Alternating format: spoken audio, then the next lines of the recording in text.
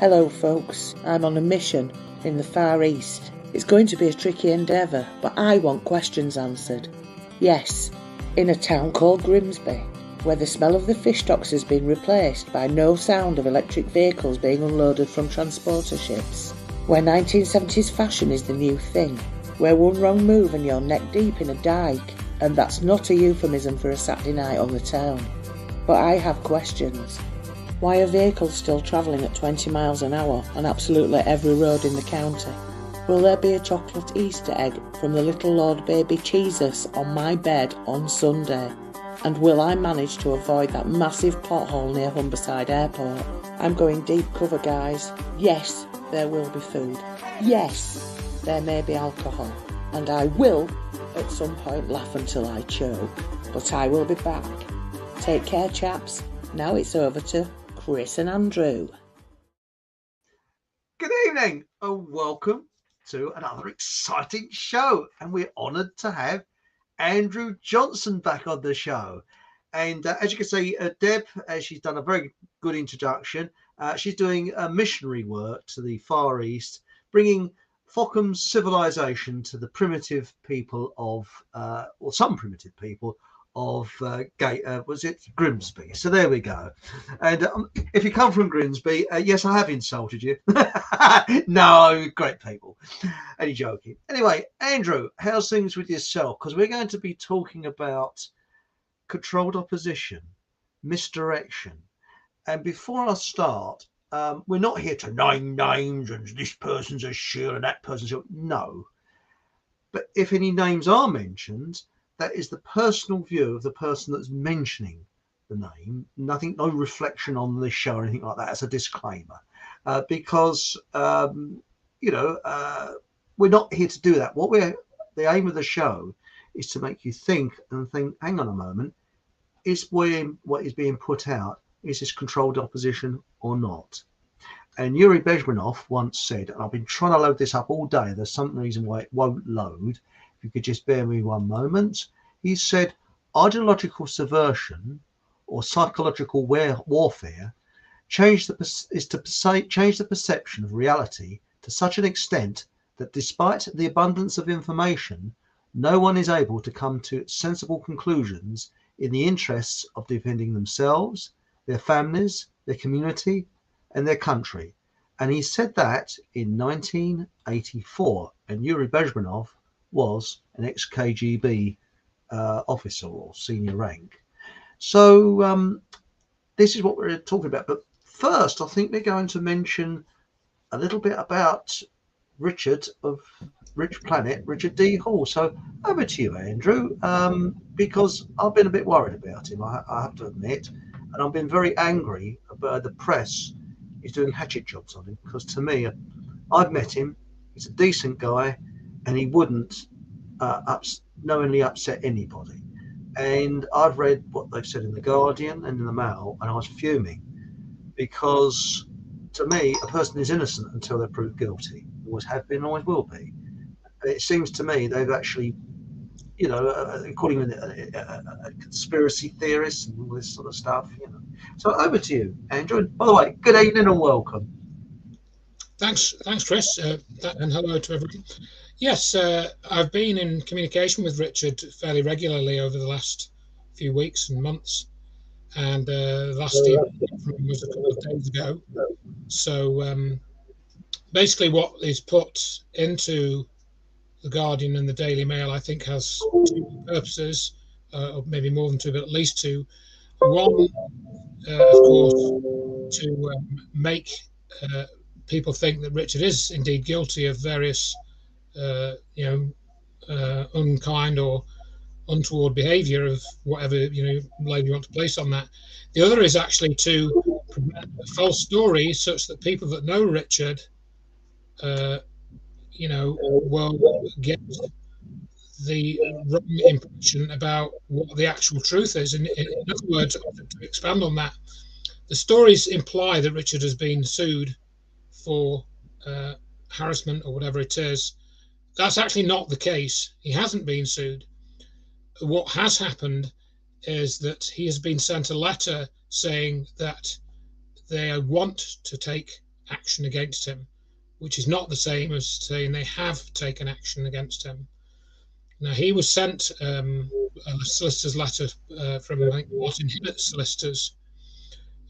This was earlier in the year. And they said they wanted to proceed within 2 weeks of receipt of that letter, or the postmark date of that letter. Richard then sent them back a rebuttal to the statements that they made. And I think about 2.5 months later, he's heard nothing back. So he isn't being sued, at least not yet. Apparently some action has been, according to one report in the paper, has been filed in the High Court. But Richard hasn't been able to verify that. If an action has been filed, he hasn't been told about it.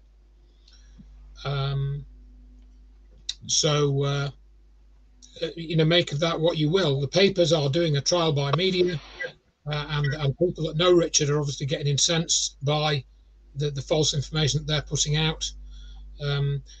They've done another media cycle. In other words, they started this carry on in October last year, and Richard thinks it's as a result of investigations he was doing into the Manchester bank and so forth. And he thinks that he mentioned this in one of his recent updates, that he thinks that something he was investigating, in which he hasn't, he's not quite sure, and at least he isn't sure enough to talk about it publicly, thinks that they decided to do a hit piece on him.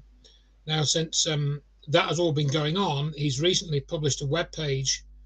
I'll try and see if I can get the link up here. And he's basically become a focal point for what he calls true crime information. And he's basically had some emails over the years to various incidents, from the Joe Cox alleged assassination, the recent Nicola Bulley case, or Bewley, the Manchester Canal case. He's had all kinds of emails about these, and he's now published that, and I'll send that. You can put that link in the chat. I don't seem to have access to the StreamYard chat. Maybe I'll go onto the YouTube and access it there, but I've pasted that in the private chat in StreamYard, and you can put that into the thing. That's so he also thinks that might be quite threatening to these interests.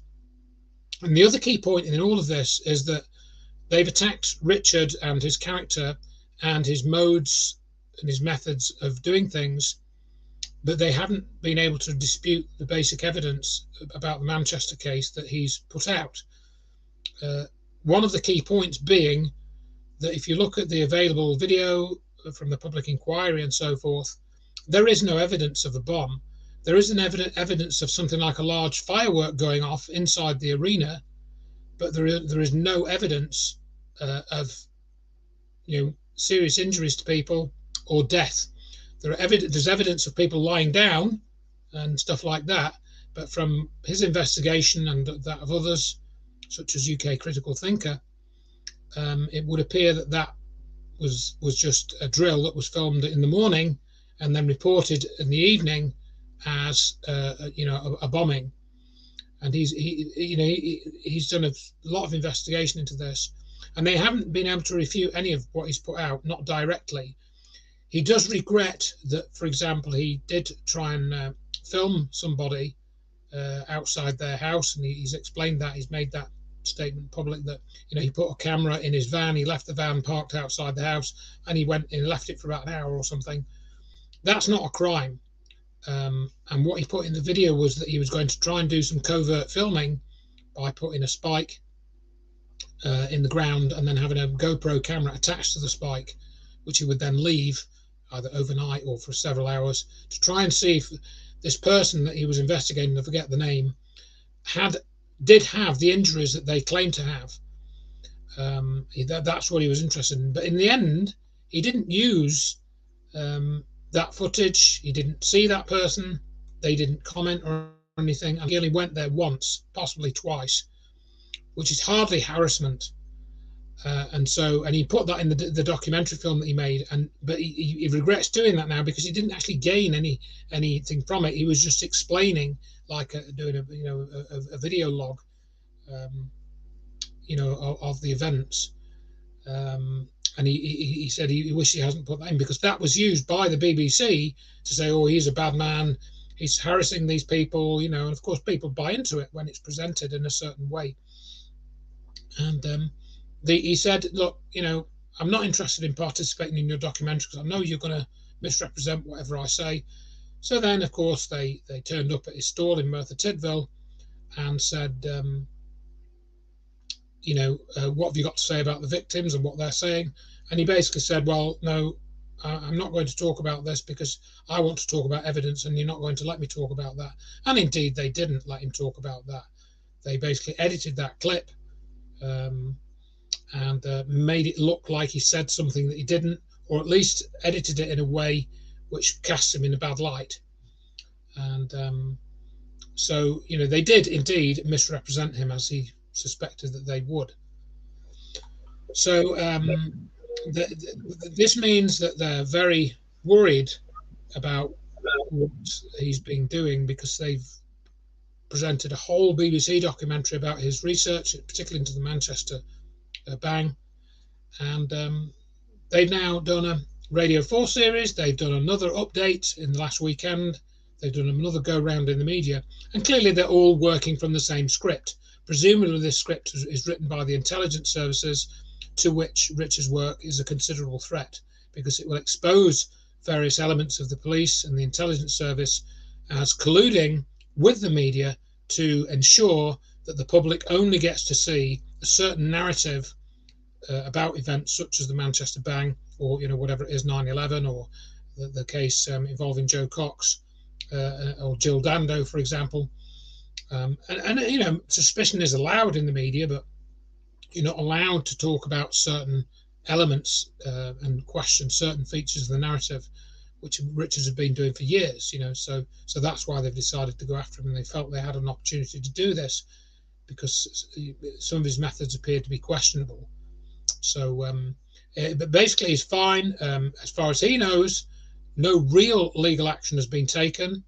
The person that's allegedly suing Richard, Martin Hibbert, he claims to have had a wheelchair injury caused by the Manchester bombing, and I don't think there's much dispute that he does indeed have a wheelchair, you know, an injury which causes him to use a wheelchair for much of his time now, or maybe all the time, I'm not sure. But whether that injury was caused by a bombing in Manchester, that's not been proven. And that particular guy, Martin Hibbert, it's also noteworthy that he was an actor in an episode of The Bill, I think in 2001, and you can find that on IMDb, the Internet Movie Database. So he does have an experience as an actor in a television drama about. We're not really saying that. We're saying allegedly, shall we say? It's your personal view, not, you know, not necessarily. That's right. I'm trying to be careful, trying to keep out of the legal eye. You know what I mean? No, I mean, I mean, I don't know what his involvement in the, you know, what his real story is, but those are the facts. I mean, there's nothing, you know, non-factual about what I said. That he was indeed played a role in The Bill. That could be anything, though. It might be nothing to do with anything, basically. But he was in The Bill, which is very peculiar. And there is another witness called Nick Bickerstaff, who also contacted Richard over his film, and he was also in a Judge Rinder episode a few years back as well, which is peculiar. So you know, you stack all these things up, and you know, you get the usual sort of picture emerging, which is rather unclear, and suggests that there is some sort of cover-up, basically. Well, also, I think what you do get is that I think mud sticks, and what I read with those articles, so conspiracy theories. So that puts him into a bracket of tinfoil hat wearing, believing that Elvis lives on Mars with Michael Jackson and all this old twaddle. So that makes him a wacko, first of all. Then they start going down this area of all out evil and all that. And when you look at the comments below these statements, you know, people are like, oh, she's evil and this, that, and the other. They're literally like a conductor conducting an orchestra. the conductor is conducting the orchestra of the noise or the music that they want to present. So what the newspaper is doing, they're presenting a kind of a view that they want people to believe. And I think that is horrendous, because once upon a time, I believe that newspapers were not allowed to do that. You know, and it's true what Louise has said in chat. That is, hello everyone. There's no such thing as innocent until proven guilty anymore. It's trial by media, and all cases are prejudiced. Well before entering the kangaroo court system, spot right on. I mean, I'm old enough to remember when they used to put a cover over a person's head so you didn't see the face of the person. And the newspapers are only allowed to report after the event. And if they hadn't reported it, I think it should have said, Mr. Hall, XYZ, Mr. So-and-so, XYZ, giving no real bias at all. And, you know, not saying a film, we could say a filmmaker, Mr. Hall, did this, did that, said that, allegedly did this, but giving you no bias whatsoever, because if it ever does go to court, how are they going to find an unbiased jury? That's the thing. And so it is a kangaroo court system, and it's like the Napoleonic system where you are guilty until proved innocent. And that is something that really horrifies me. It really does. I mean, what gets me is I've met Richard several times. He comes over. I like to judge a character. I don't know. It's for other people to judge. He comes over as a very honest, genuine, sincere person. Now, I mean, I've not through the press or anything like that, but I've had my name dragged through the mud, and people that I thought were my friends turn against me. But that is a marvellous educational situation, because you realise who your true friends are, who you can trust and who you can't, and that's what Richard's going to find out. Because if you're a genuine person, my attitude is that truth always finds a way through. So with myself, my name's been dragged through the mud, nothing like what Richard said or anything like that. I just sit back now and I just wait until the truth finds a way through, and it will. I don't have to do anything. I'm not really bothered, because it's water under the bridge. It's past. It's now happened quite a few months back now. So now I couldn't really care less. I'm getting on with my life. But I think Richard will find who his real true friends are, and I think he's found out probably that, and it's a great education in life, because it really reassesses your view of people. And my grandfather, on my father's side, who died before I was born, he had a very, very tough life. He was a blind greengrocer, and his advice was always trust no one. Trust no one until someone's stuck by you for years, and you know that they'll stick by you. And that was his good advice. And when my name was dragged through the mud, what was said to me from my father: trust no one. So true. And I think that will probably come through with Richard, you know. But thanks for saying that, Andrew. Thanks for telling us that, because people are worried about him. And remember, it's richplanet.net. And I do believe he's still broadcasting. So I think he's still doing his film work and things like that. And, yeah, I mean, he's basically producing video updates sporadically. I think the last one he posted was he's posted about 3 videos in the last sort of 2 months, or 4 or 5 parts of 2 videos, both with Nick Colostrom, who's done research into various things over the years, yeah, so he isn't broadcasting, but he's producing stuff and putting it on richplanet.net. His YouTube channel got taken away in October, a couple of days after the Panorama BBC special was, done.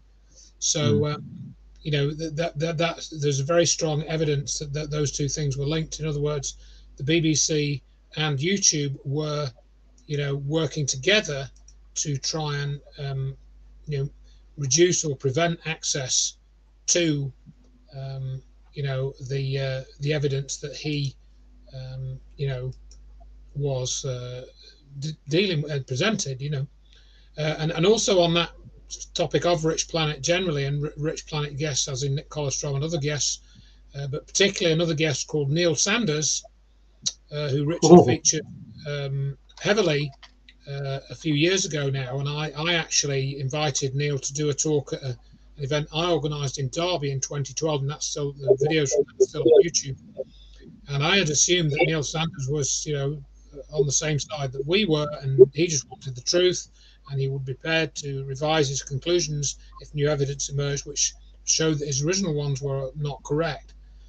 And he indeed essentially cooperated with the BBC and went onto their Panorama programme and said, oh, Richard is a good guy really at heart, and really, he's just a bit misguided or something. I may be misquoting him, so I shouldn't really say too much, but you can go and watch the BBC documentary on iPlayer, and I think Neil Sanders, he was on some of the Radio 4 programmes, the disaster trolls that they were called.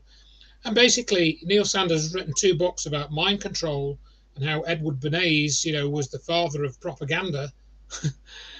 Yes, and yet, for some reason, he thinks that the BBC were going to do Richard a favour, and he would have wanted to help them do Richard a favour. Really, Neil? Is that really the case? And of course, I have to talk of my own personal experiences with Neil Sanders, in that, for example, I read his books about mind control, which are very good. They're called Your Thoughts Are Not Your Own. Mm-hmm. And I do still recommend those books. I think they're available on his website, and Richard did programs on those books a few years ago now, maybe 8, 9, 10 years ago now. And but then when I tried to say to Neil, well, you really should read my book about climate change, because he's promoting all this climate change. Oh yeah, climate change is a real threat, and oh yeah, we've got to watch out for climate change and do this and do that, and and reduce CO2. No, Neil, no, we haven't, because that is all a bogus story. It's all propaganda, as you yourself should know. And he had no interest in reading my book, which exposes the climate change narrative for what it is, which is it's very similar to the COVID narrative, in that it's meant to be a large-scale social engineering program to instill fear in people about, climate change and the effects of climate change, which of course has been happening since the Earth actually was formed, 4 billion years ago or so. So climate change is very natural. It's got nothing to do with carbon dioxide emissions. There is no proof that carbon dioxide emissions have affected the climate in any significant way. Those are the facts, and there's much more to it, which is in my book. But apparently Neil Sanders had no interest in reading any of that stuff, or talking about it, or saying, oh, thanks, Andrew, I'll have a read. Oh yeah, actually you made a few good points here. Oh no, that one's wrong, but and here's the evidence that one's wrong. No, he just wanted to help Richard, say he was a good guy really, and he meant well. He just gone about things a bit wrong, and he got a few things wrong, according to Neil Sanders. So we're talking about controlled opposition. I think Neil Sanders counts as being controlled opposition. Now, allegedly. Well, no, he is controlled. The effect he's had is controlled opposition. How that's happened is a different matter. I don't know how that's happened, but it's clear that is what has happened, and he has received a very large amount of kickback to that, because as you know, Richard does have a lot of support. He has many people that support his work, both financially and morally, and the things that he's done, the things that he's challenged are clearly very important, and he's challenged them with a very large amount of evidence, which is very dangerous to the vested interests which are running most elements of society. So what is Neil Sanders' role? Well, we can see that it's to cast Richard in a bad light, and to call into question the evidence that Richard has compiled, but without really producing any meaningful challenge on a factual basis to anything that Richard has posted. That's what Neil Sanders and several others like him have been doing. Yes, I can. The big problem, can you excuse me one moment? Sorry about this. Is that I actually did a show about what I'm about to say, and it was taken down, and it's actually been put back up again. The big problem with anything like this is what you get is mass formation. And I did a show with Professor Moss about this, and I actually personally witnessed this myself. I call it like a kind of wolf pack situation, where you get the conductor conducting the rest of the people, say in a group, and everybody kicks into groupthink for self-preservation. So they'll damn a person without thinking, well, is this person really like this or anything like that? They'll damn them because they don't want to step out of line. And I think this is probably, you're going to get the people on one side, people on the other side, and they won't look at the evidence. It's just group formation. And I think that we could possibly all be guilty of this in some respects, because when I was a kid, when I was at school, a group of people and they damn somebody, and you go along with it because you don't want to be the one that sticks out like a sore thumb, so you'll go along with it. But the trouble is that as we go to adulthood, some people still remaining like childhood. But and I think that there's also lots of people, especially with what's going on with pent up anger, and they're like a coil spring. Because I don't dislike anybody, even people that's no offense against me, I don't dislike them, because I always believe that if somebody misinterprets me, wants to put me into a bad light, then they have a problem, don't they? And I know that sounds self-righteous, things like that. Yes, I've made mistakes. Yes, I sometimes said the wrong thing.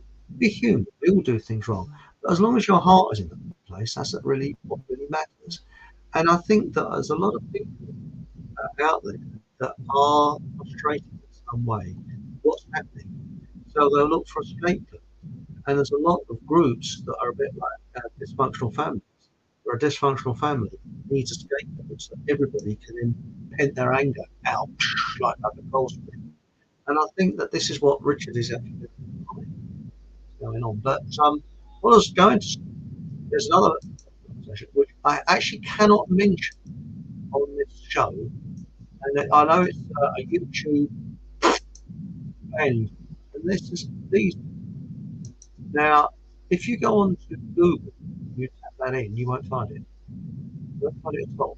You have to go to Yandex, and they're operating from America.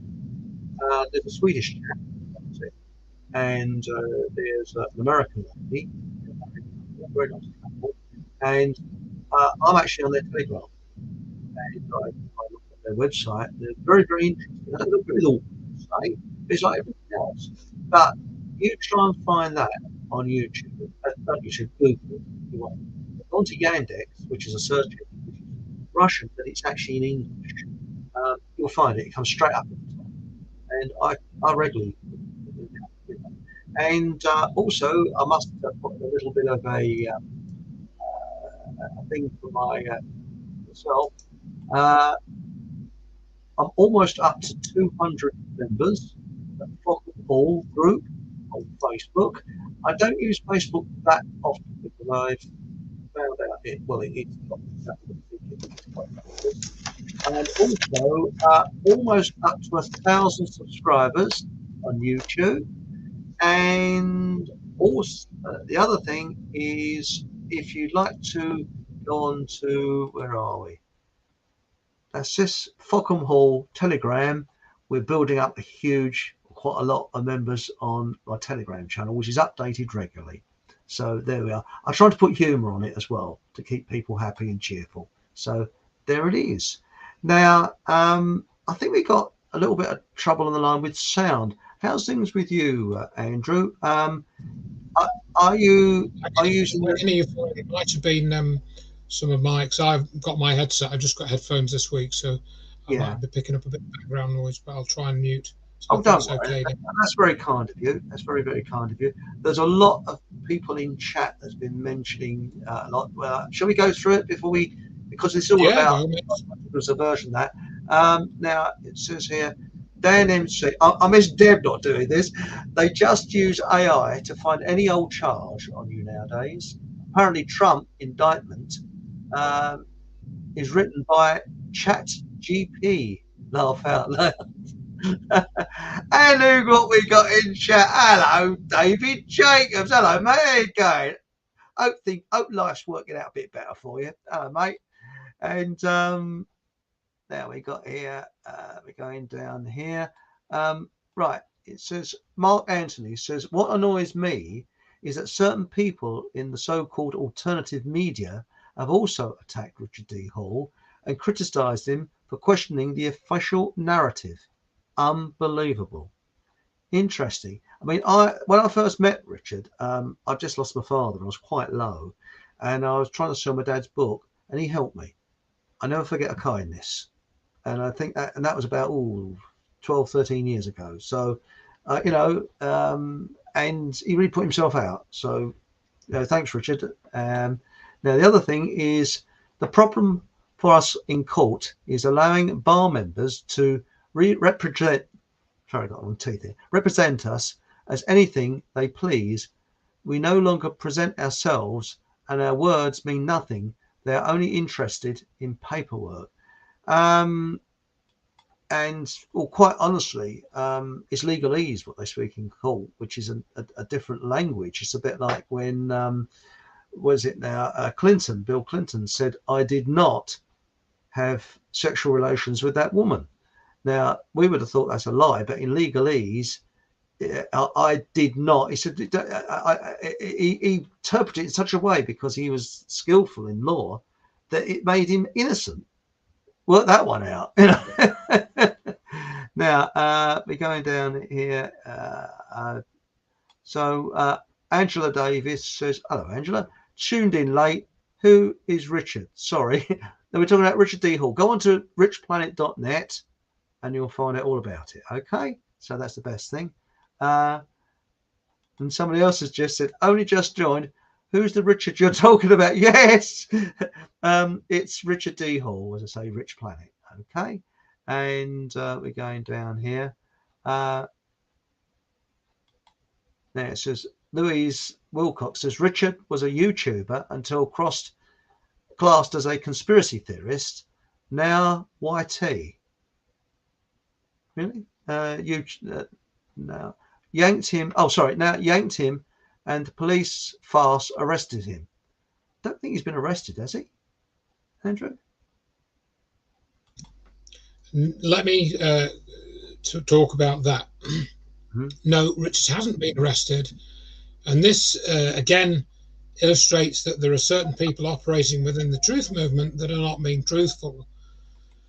Richard, well, there is a Facebook group called Rich Planet Appreciation Society. Now, Richard had nothing to do with this being started, but it is a meeting point for certain posters.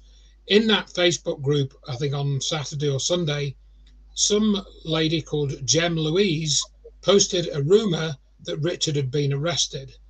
A few people, including me, said, can you give us more information? What's the source?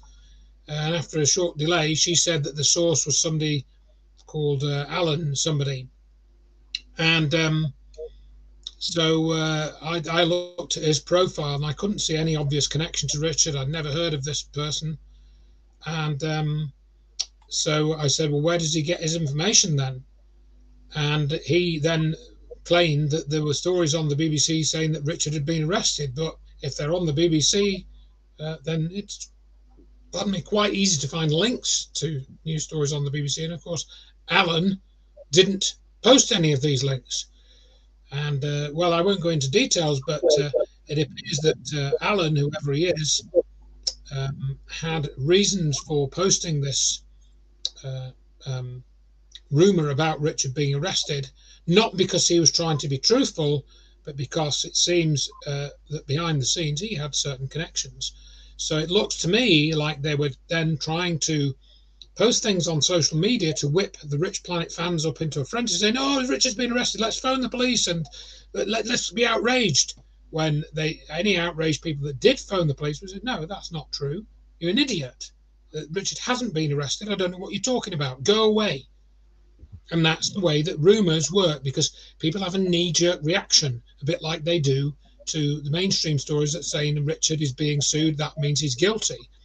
They have this knee-jerk emotional response. They don't have, hang on a minute, let's count to 10, let's look at the facts. Where does that information come from? Who said it? Is there a motivation behind this being reported a certain way? Is it a true statement, or is it an actual statement which isn't true or might not be true, or we're not really sure? Let's go and study it first. People don't do that. I mean, that's a big problem, and we are generally as guilty of that in the so-called truth movement, particularly when it concerns people that we know and care about. We tend to think that some statement about them, particularly when people are questioning mainstream media, their questioning of it might be invalid, and sometimes that's not the case either. So we have to be very careful. Now, you mentioned a few minutes ago Red Eyes Creations, and I have some experience with them. And I've got a chapter about Henrik Palmgren in my book, 9/11 Holding the Truth. And I think to explain this apparent censorship that you described on YouTube and Google, then I think that was triggered off a few years ago because they started covering some anti, shall we say, the people that live in Israel material. And also they started covering stuff about Hitler, because there are certain things about Hitler which, they don't like you talking about in YouTube or whatever. In other words, if you try and present an alternative narrative about Hitler, you'll get targeted. And that's exactly what Red Eyes did. Yes, I know that. That's for a fact, because I think that there are areas that people try and steer away from, and I try and steer away from, because you're literally walking across a verbal minefield. Correct.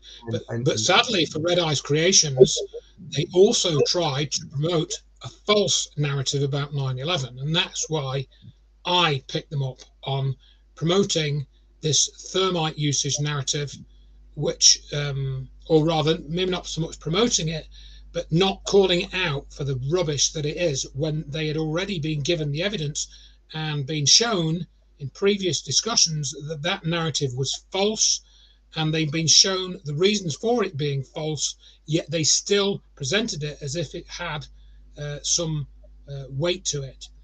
And we knew that that narrative was false. We knew why it was false. We knew why the people that were presenting it like that, both for the scientific reasons and because of the person's background.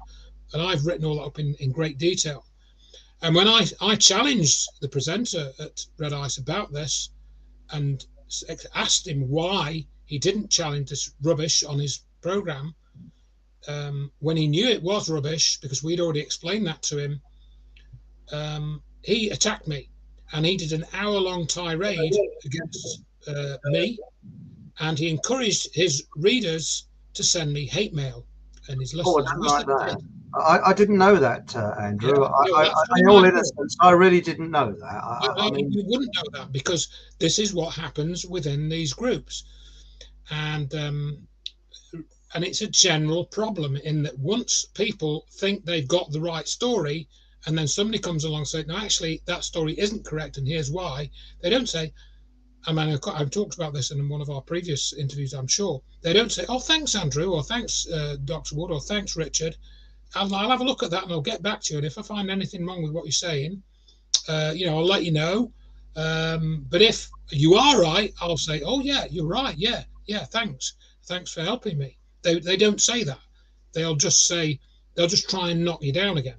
They won't admit that they were wrong, particularly if they've already been wrong, in the past. They won't admit they were wrong. They will just try and pretend that you're an idiot, or they'll ask their listeners to send you hate mail or something. Well, I understand how you feel. Excuse me for coming in here. I mean, my view has changed many times, but that's how you get to a sort of answer. I mean, if you'd have asked me 20 years ago when it first happened, I'd have said, "Oh, it looks like some sort of nuclear explosion inside." And I went along with it for quite some time. But you see, the thing that you can't get away from, and that is what you see with your own eyes, and that is still turning to dust. You see that, Correct. and steel does not turn to dust, and um, and you know, you can actually see it, and you can actually see these like ghostly figures. The steel sort of disintegrating. It doesn't do that. When you look at steel, it will melt in a very high fire, but it has to be very, very high density. It will buckle, it will move, but you won't find it sort of disintegrating into powder. And I think that if you put out, let's think of something ridiculous, that the Easter Bunny was the cause of what happened at 9/11, there would be a large percentage of people that would believe it. No, it's the Easter Bunny. We saw it. It was hopping around. Someone noticed it on the stairwell, but just beforehand, you know, and people would go along with that because I think it is like most things they put out. As I said at the beginning, what Yuri Bezmenov said, you have an abundance of information, but you get to the point where people can't come to any sensible conclusion. And I think also we've got the idea a little bit like when they used to do the guillotining of people in France during the French Revolution and hangings in this country, which are very brutal and something I've always been against. They used to get old dears apparently knitting at the front of the queue, and people would all sort of, you know, getting their souvenirs of the hanging.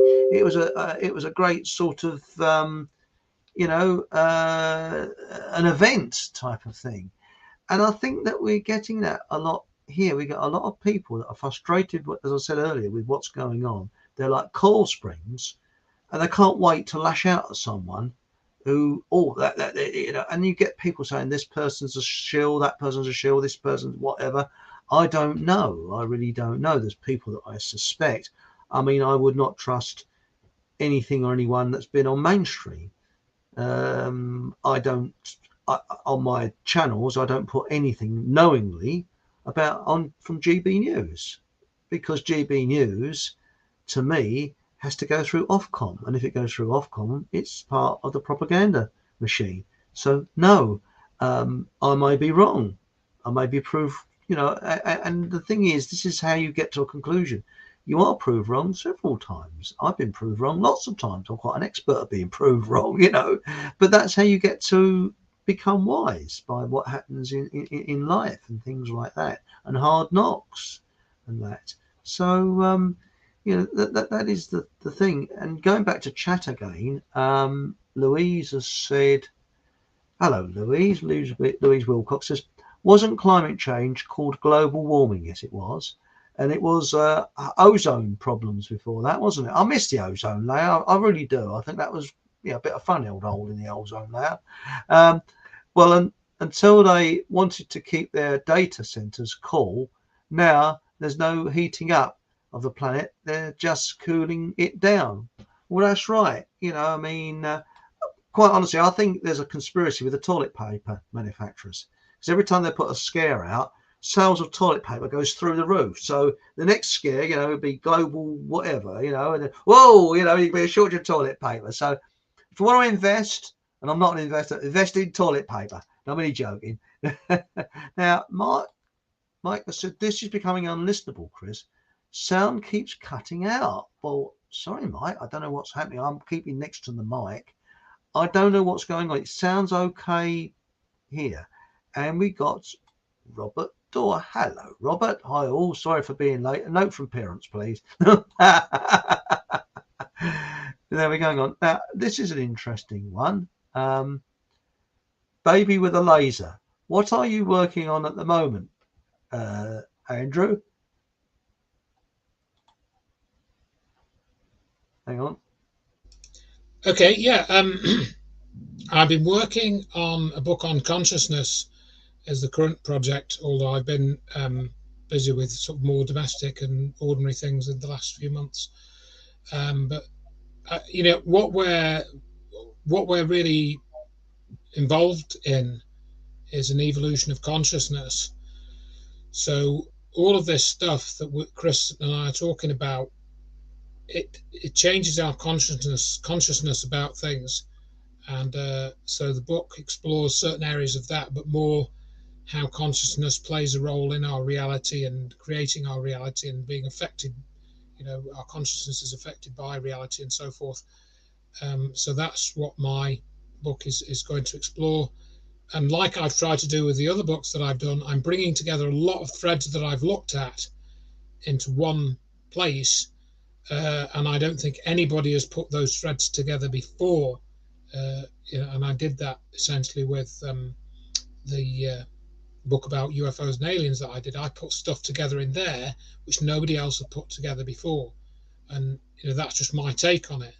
I'm not trying to blow my own trumpet, but I think that it should, in theory, make people think, oh, actually, yeah, I knew about that, but I never thought of it about that way. And I did another talk with somebody this afternoon, and they pretty much said just that. Oh, yeah, I hadn't thought about it that way. That's quite, that's quite an interesting way of looking at it. And so that's been my goal, really, is to bring all these threads together and to get people to think about them in new ways, really. And that's what this new book about consciousness attempts to do as well. And it's available from your website, if I've got it here. I think Deb put it down last week. Not yet. I'm hoping to get it done by the summer. I'm about a third of the way through it. So, okay. But the other books are available. There are 7 books for people to read in the meantime, free, as you say, from checktheevidence.com on the free PDFs link. So you can go there. I'll post a link in the chat for people. There's also a link to your website, I believe, below in the comment. Sorry, not in the comments, in the description underneath this. Great. Well, thank you. I think there is definitely something wrong with the sound. It sounds like somebody with very bad indigestion at the moment. So I've noticed you put an illustration into the side that the public can't see, or the audience can't see. Yeah, this is just a PowerPoint slide in case we wanted to use it. I just uploaded that. Mm-hmm. And would you like me to load it up now to show, or not well, you can load it up, but I'm not. Well, one thing I can show you, I suppose, I was just checking the slide number, is slide 119 in that. So you can bring that up, and I can navigate to that slide number. Right, 119. I've just a few minutes ago. Slides. I haven't got 119 here. I think it must be on your one. So okay, well, let me put it on mine then. Hang on. And then I think you should be able to load that onto the sharing of the conference thing. Right, I've got something here. Would you like me to load that up? Yeah, so try and see what that does then. There it is. There we go. So this relates to what I was saying a few minutes ago. Mm-hmm. They wanted to talk about 9/11 theories, Judy Wood's theory. No, Judy Wood doesn't have a theory. Judy Wood talks about evidence of what actually happened and what can't have happened. And so Niels Harrit is this chemist who's sometimes said to be a PhD, but he's not. He's just apparently a lecturer, and in Denmark somewhere. And he said that Judy Wood doesn't know what she's talking about, and she's got these ideas. No. Niels Harrit doesn't know what he's talking about, and he just has ideas. And basically, Dr. Judy Wood has put a case into court with the evidence about how the towers were destroyed. She's named contractors that were used to investigate the destruction of the World Trade Center and came to false conclusions, and she's shown conclusively why those conclusions were incorrect based on physics and engineering principles that she used to teach into her classes, both graduate and undergraduate in university. So when I pointed this out to Henrik Palmgren, that he should have challenged Niels Harrit with these facts if he was interested in the truth, he basically said that it wasn't his place to do that and that I was a truth fascist. So basically what that means then is that if you got somebody on Red Ice Radio or a similar program presenting the official story of 19 hijackers on 9/11 crashing planes, you shouldn't challenge them according to Henrik Palmgren's logic. That was essentially what he was saying, that he was just presenting a viewpoint. Well, okay, why don't you just talk about the official story then? Why don't you just do what the mainstream media does? Because it doesn't really matter if you're not going to challenge this so-called viewpoint. But we're not interested in viewpoints, really. We're interested in evidence when we've got it. Viewpoints, if you haven't got evidence, are fine. But when you've got evidence to show scientifically that a conclusion is correct or incorrect, then you present that. And when you have evidence to show that these people are being disingenuous, as I have in my books, then you present that. If you want to get to the truth, then A, show the evidence, and B, show the evidence of who's covering the truth up, which is, Dr. Judy Wood has presented the evidence. I've presented the evidence of what's being covered up and why they're covering it up. So that's the way that we work, and people don't seem to have much of an interest in that. They'd rather attack us and say, that we're truth fascists, which is what Henrik Palmgren characterized me as. And as I said, he then encouraged his listeners to send me hate mail because they didn't actually listen to what I said. They listened to his characterization of what I said. They didn't actually listen to the broadcast that I... If I could just cut in there, I mean, you look at that picture on the bottom right, it looks like a fountain. Buildings don't collapse like that. I mean, you just look at it with your own eyes. What is going on there? I mean, I've seen umpteen in my training. I had to see loads and loads of buildings being demolished on film. Of course, you go there directly. And buildings, when they're demolished, do not go like that. I'm afraid they're just sort of, if they're demolished well, they'll fold in on themselves and leave a small footprint. But that is just, I remember the actual time when watching, I was thinking there's something very odd about this, something not quite right. All this dust, what's going on? I mean, if it was 100% concrete building, okay, then you would say, well, yeah, there would be a certain amount of dust, yes, but it was a steel frame building, not concrete. That's the thing. Because, and I mean, talking about controlled opposition, and I'm going to mention this guy again, although I'm a bit bored of talking about this guy. Allegedly. Yes, Richard Cage. There's no need for allegedly. These are facts. I've got a clip of him saying this. This is what he actually says, and this is the clip that I play. There's no need to use the word alleged. He can't hide behind that because we've got recordings of him saying these things. Mm-hmm. So I very rarely need to use the word allegedly because I know that what I'm saying is true. It's not an allegation, it's a fact. I'm trying to protect myself. I understand that. This particular one is a fairly safe area. And for those that are listening now, then they're getting the truth. And I've got this multiple times over on my YouTube channel. It's not this they're worried about. They're more worried about the technology and covering up aspects of the use of that. But this is another example of what of controlled opposition, and misdirection.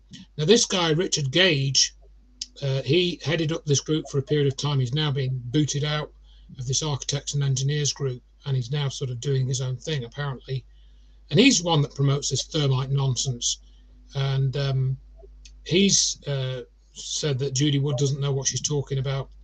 And he said now when Judy Wood is not going to acknowledge any of that evidence and just hand wave it away, in other words, this story about bombs in the building and thermite and all this carry on, she's not practicing science, she's practicing witchcraft.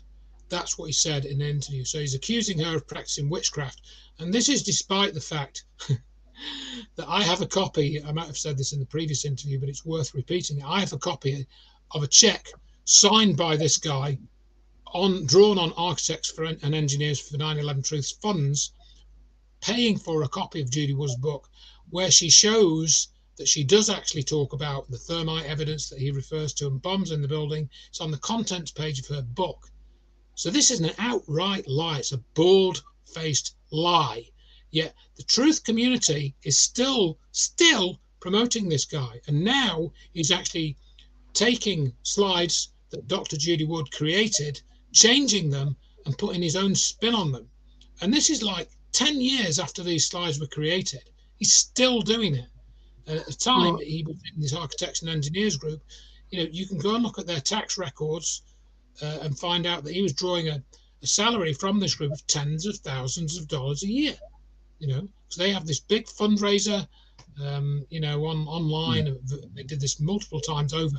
And they had like £1 million going through their organisation, I think, in, 12 months or a year or something. I've got an article about this on my website. You've got the evidence for this. Yeah. So that's what you need. What I was going to say, though, is that, excuse me cutting in here, when the establishment or anything, you always know when the establishment is going for you, or shall we say Pied Pipers of the establishment, because to me a Pied Piper is someone that gets a group of followers by telling them what they want to hear, and then gradually nudges them in the direction of what the establishment want. And you always notice they have a particular style. And this is the thing to look out for. They always tell the opposition that they're nutty, they're screwball, they're fascists, they're racists, they're extreme right wing. They're all these different names. Now, this is what happens when you're at school. You know, you're a sissy if you're a boy that doesn't, I don't know, run fast enough or whatever. It starts as a kind of schoolroom mentality. Now, for example, if somebody's saying something that I think is nutty, it would be rude to think they're nutty. You just say, well, I have a difference of opinion. Now, I once heard an incredible interview, and I'll give these men praise. I don't know much about him. There's a chap called Christopher Everard, and there's Dennis Wise. Now, Dennis Wise did a film called The Greatest Story Never Told. It's about Mr. H. And he comes from a historical point of view in one direction, and Christopher Everard comes from a completely different viewpoint. And I heard a discussion between the two of them where they're both opposite viewpoints, because Christopher Everard thinks that the naughty Nazis are still around, I believe, allegedly. He got this, they evolved into this, that, and the other. And Dennis Wise doesn't. I mean, I believe that in 1945 they were completely destroyed, apart from a few last gasps in South America and in Spain, and they've just been eradicated. What we have got is communism. But I heard this discussion between the two of them, and they were incredibly polite. Dennis Wise spoke, and he wasn't interrupted. Christopher Everard spoke and wasn't interrupted. And at the end of the show, I sat back and I thought, well, I can now assess what those two people have said without them saying, you this, you that. No rudeness, no impoliteness, both totally respectful, both perfect gentlemen, very polite.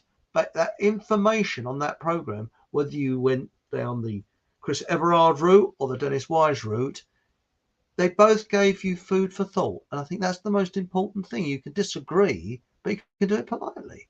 And when it comes to places like catcalling and names, then you know that the establishment has got something to do with it. So that's one of the key things.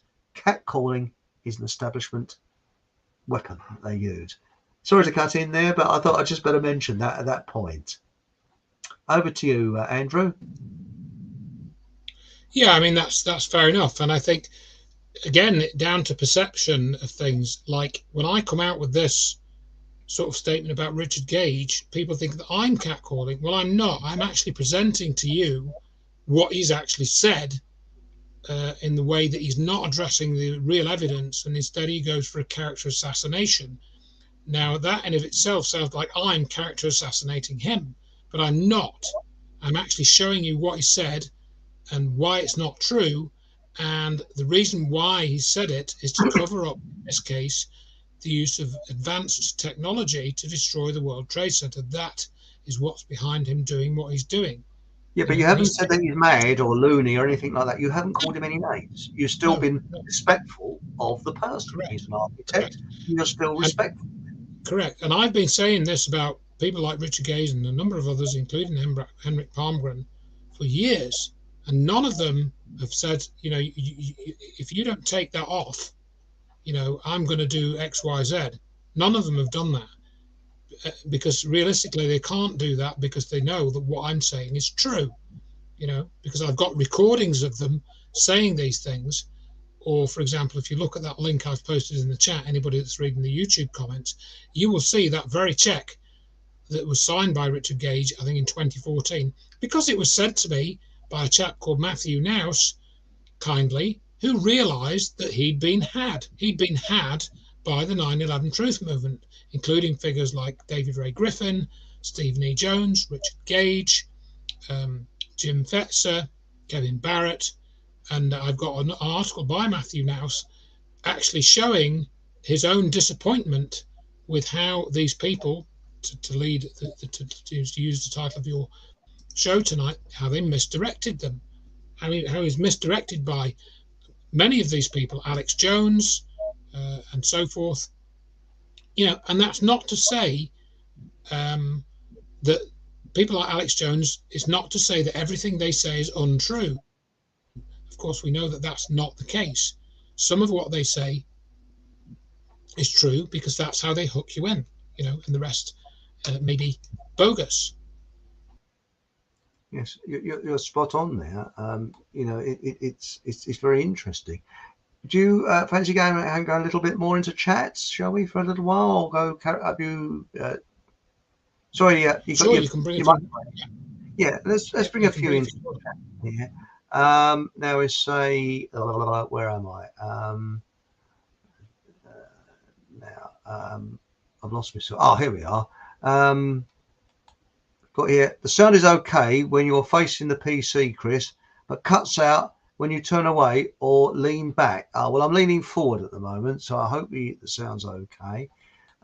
There's Louise again said, Black's Law, the book of necromancy, legalese. Yes, Black's Law. I think you can download it. I think it's in PDF format. I could be wrong, but I think you can get that. Now, we got here, Robert Dorr has said, a great many so-called alt media types see the likes of Richard D. Hall as at best a loose cannon or even an anchor that'll drag us all down. Well, yes, that's an interesting point. Now, it says here, similar to Bouval's or Halle-Berry's law, the truth is that barristers are literally cunning linguists, well-versed in a very foreign tongue. You're spot on there. And also, you're actually not, when you're actually in a court of law, you're not in your comfort zone. You're completely out of it, Now, we got here, Louise Wilcox, thank you for clarifying that he has not been arrested, this is Richard D. Hall. Forgive me for my error. Glad that it's not the case. And Robert Dorr very quickly says, on the subject of Black's Law, there's a reason why there are so many editions. I have edition number 9, and I'm told that there are at least 4 more. Altering text is an ideal way to misdirect. Very, very good. Now, this is an interesting one by, excuse me, Hereditous Skepfucked. I like that name. Hereditous Skepfucked. Think for yourself, question authority. Spot on. That's what I always like to do. I don't trust authority. Authority presumes ownership. I am not owned. I have authority over myself and no one else. Yes, that's 100% correct. And people getting angry. That's right. I've found that anger, to me, anger is insanity. Yes, we've all been angry. I've lost my temper many times. I realize when you look back, you think that's bloody stupid I am. But that's being human. That's, what's being human. Now it says here, one learns, says Robert Dorr, very little by being right. Very true. We are forged in adversity. Failing is the first attempt at learning. That's right. And this is why we don't have so much humour around now, because humour comes from adversity. And the generation that went through both world wars and that had it tough, so they got very, very humorous. And that's it, Now, we'll go on to the rest a little bit later, shall we? And, another one very quickly.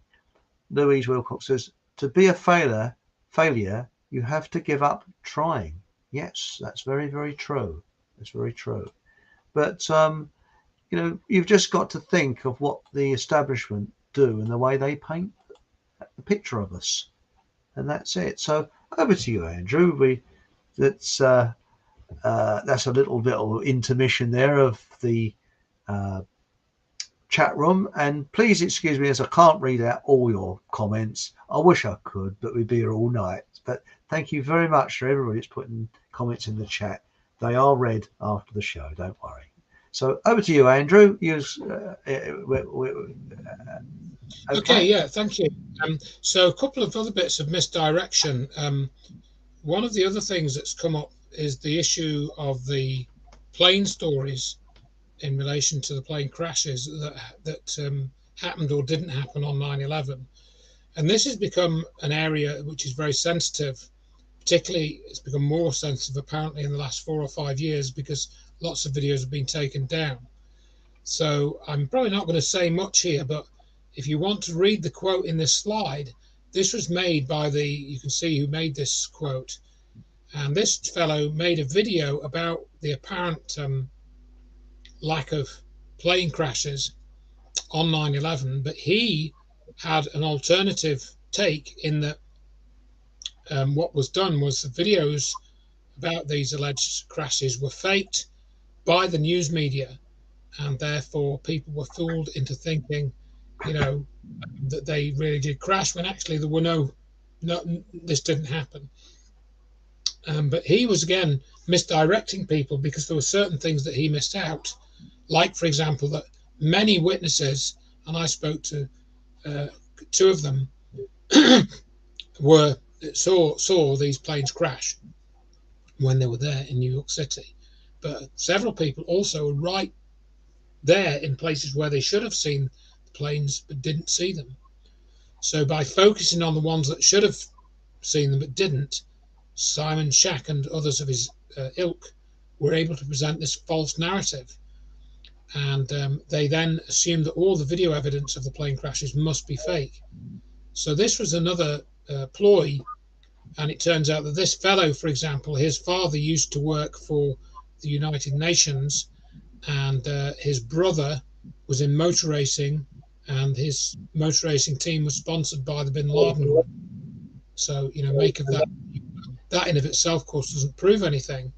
But when you look at the sorts of things he was saying, and he was promoting things which couldn't be true, and then I linked to a forum post of his on here, on this slide.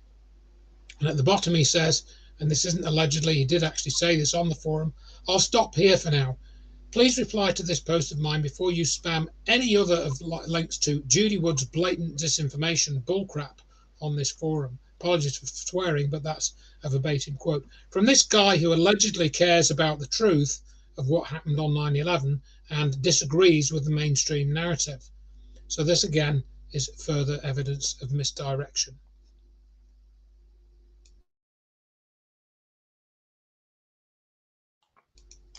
That's interesting. The thing is, sorry, I was just having a cough just then, but again, if you've done a crime, you put out misdirection all the time. I was actually watching a very old film. There's someone on BitChute that's loaded up loads and loads of old films, and one of my favourite films is The Third Man, because I think it was acted very well by Wells. He acted the part of a psychopath very, very well, I think. And for its time, I think it was years ahead. And they reckon that with the lighting of that film, they couldn't actually do the lighting in the same way as they did it then. But what I'm about to say with The Third Man, there was in the film, Harry Lime was supposed to have got killed in a car accident, and he hadn't. What he'd done, they'd switched the bodies round, and it was somebody else that had been killed, not necessarily in a car accident. And when they opened up the coffin, they found out it wasn't Harry Lime. So the thing is that when someone was talking to the witnesses of this accident, everybody had a slightly different story. So it just goes to show you, was he killed outright? Someone said, oh, yes. And then somebody else said, oh, no, he mentioned you and he said this and he said that. So the chap who was looking into this was smelt a rat immediately.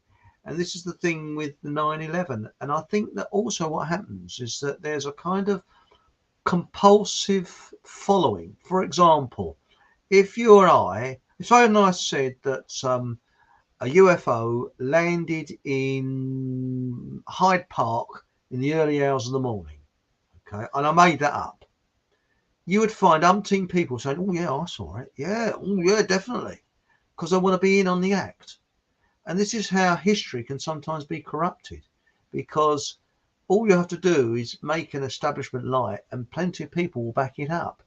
And it's true what somebody said in chat, that everybody's got a different view of the same event often.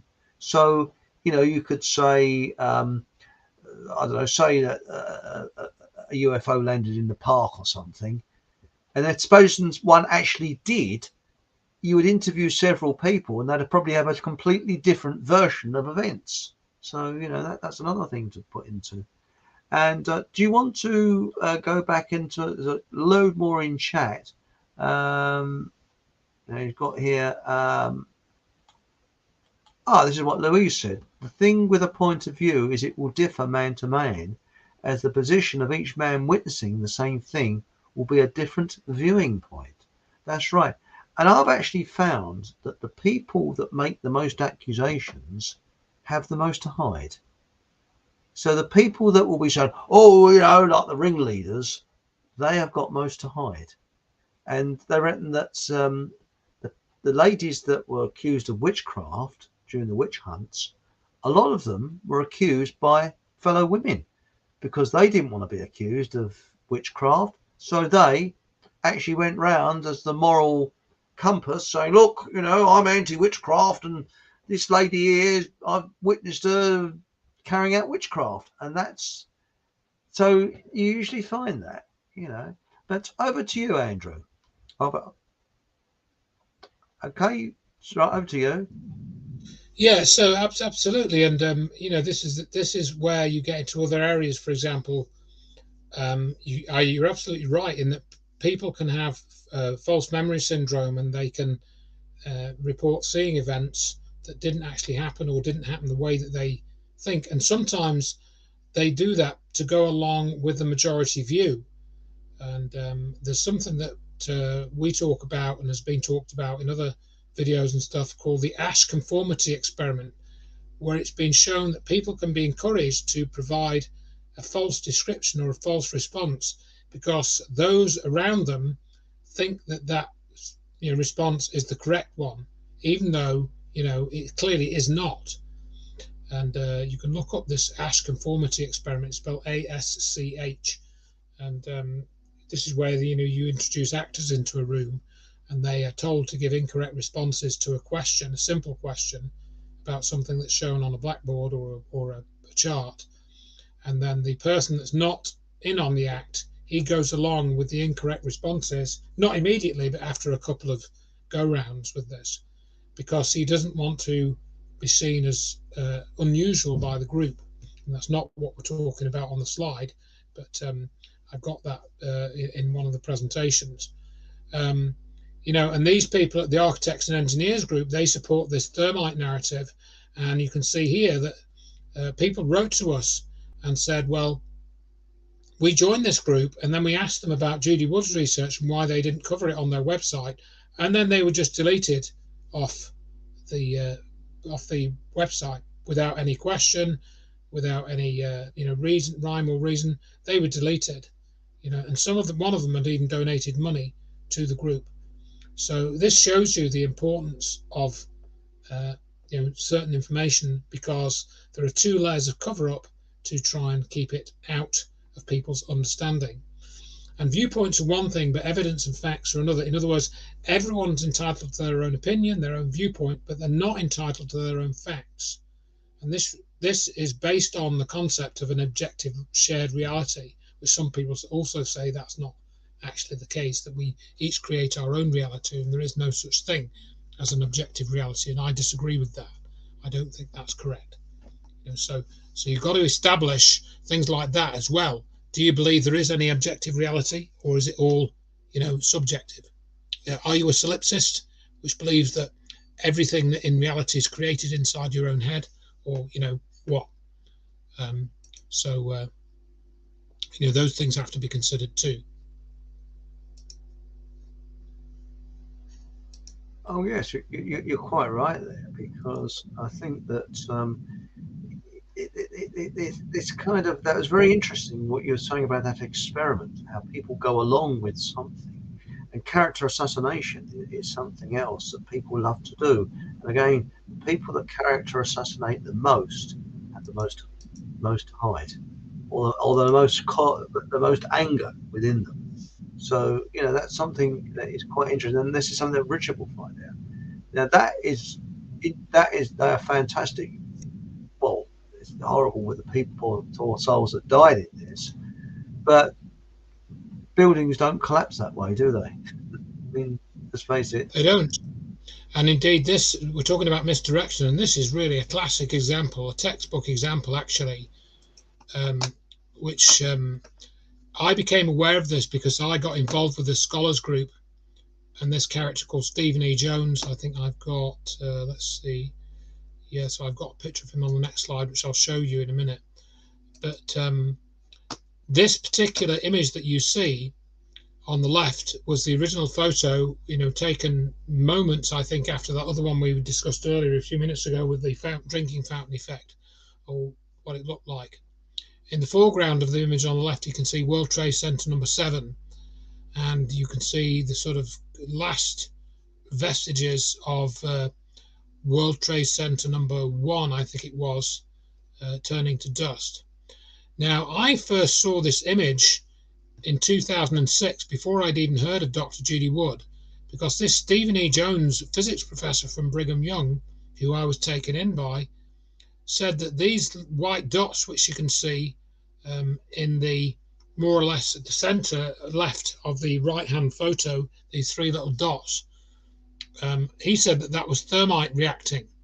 What I didn't know at the time is that he'd actually contrast enhanced this picture to bring out these 3 dots and hide the justification of the rest of the building. So he claimed that this was evidence of thermite reactions, and I thought he was correct. I didn't think he was lying. But the actual picture shows you that the building is turning to dust, and he didn't want you to know about that. And it turns out that Stephen E. Jones, he was involved in energy research. He was involved in energy research into a phenomenon called cold fusion. I may have covered that, some of that in the previous show that we did. And you can go and research this guy, and this, I'm not sure I showed all of this, but this is what he wanted to distract your attention. He wanted to misdirect you from the evidence that shows that the steel was turning to dust, which is caused by some type of directed energy. And he worked for the Department of Energy. So classic, he had the motive and the knowledge to successfully misdirect people. So what I also wanted to say on that is that, he misdirected a lot of people. And then when people like me tried to point out what he'd done, they either said I was trying to character assassinate Stephen E. Jones, or, that I was stupid, or I was bringing the truth movement into disrepute because I was creating quarrels and so forth. Well, so what choice do you have? If you know that somebody in the truth movement who claims to be in the truth movement is lying, should you just shut up and not say anything to keep the peace, to keep the harmony within the truth movement, or should you speak out?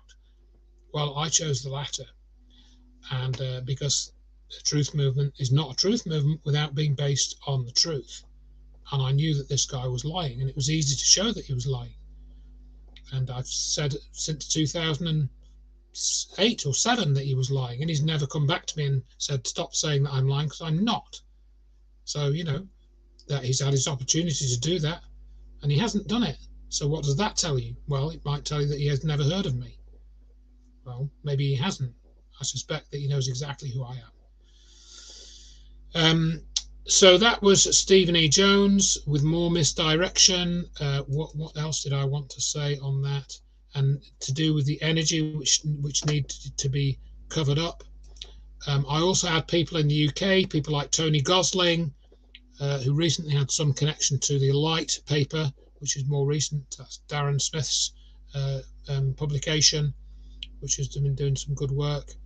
And Tony Gosling, for example, said that we shouldn't talk about Dr. Judy Wood's court case, and we shouldn't allow any post that talked about that should be moved into a controversial area of the 9/11 Truth Movement's forum, and I've written all that up in my books as well, in my interaction with Tony Gosling.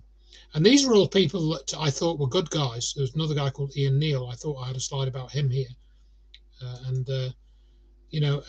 then he decided that Judy Wood was a target for criticism in terms of the way that she presented information. He wasn't bothered about the evidence. He just wanted to criticize the way that she presented it. There was nothing wrong with it, but he apparently wanted to say that she was a bad presenter. Therefore, that invalidated everything that she said, which of course is ridiculous when you think about it. So the other thing which I mentioned to you sort of when we communicated by email last week is I wanted to talk a bit more about this thing called the Hutchinson effect, because in our previous discussions I don't think I explained that very well, because it's something which not many people have heard of, and even if they have, they're not quite sure what it is. So I just want to try and get a couple of slides up about that. That's fascinating. But also, yeah. I've noticed that a lot in the truth movements, not saying everybody, a minority, are very immature, incredibly immature. Yes. Like this name calling and things like that. I find it embarrassing.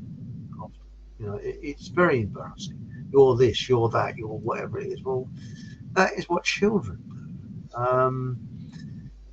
They're not very. I don't like to use the word intellectual, but they're not very. Well, you explain it. They don't come across as being of sound mind in many ways. When they're name calling, I don't think that's very nice at all. I found that a lot. Right. So let me just try and go to slide number 72. And again, jumping around a little bit here, but if you watch, if you can find various sites still. So again, some of them have been taken off YouTube, some are still there. I've got a whole series that somebody made about what I'm talking about, called 9/11 Observable Evidence, which you can find via my website. Anybody that can't find the links can contact me. But what I wanted to talk about last time we got into this area was the Hutchinson effect. Now, John Hutchinson, he's still around. He's on Facebook. You can go and talk to him if you want. He's a very sociable guy, often posting stuff about himself and his research. He's produced levitation of things, in other words, things flying up in the air, and effects on metal. And he's been doing this using between 75 watts and 1.5 kilowatts of power. And since 1979, he's been doing this, and he's done it in the presence of people like Colonel John Alexander, who at the time was working for Los Alamos National Laboratories.